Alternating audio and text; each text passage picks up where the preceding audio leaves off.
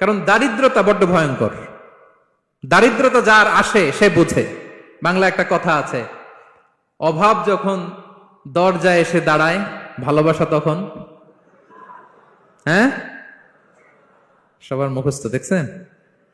অভাব যখন দরজায় এসে দাঁড়ায়, ভালোবাসা তখন জানলা দিয়ে পালায়। দারিদ্রতা ঈমান কেড়ে নেয়।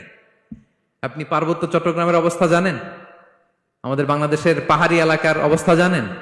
ওখানে আমাদের গরিব মুসলিম ভাইদেরকে সামান্য কিছু টাকা পয়সা দিয়ে ওদেরকে খ্রিস্টান বানিয়ে ফেলতেছে মিশনারি গুলো। এই খবর তো আমরা রাখি না। দারিদ্রতা বড্ড ভয়ঙ্কর। এজন্য বিষ্ণু ইসলাম দারিদ্রতা থেকে আল্লাহর কাছে পানাহ চাইতেন। তিনি বলতেন, আল্লাহুম্মা ইন্নী আউযু বিকা মিনাল ফাকরি ওয়াল কিল্লাতি ওয়াদ-দিল্লাহ। ও আল্লাহ, I seek refuge with you from poverty, from insufficiency and humiliation.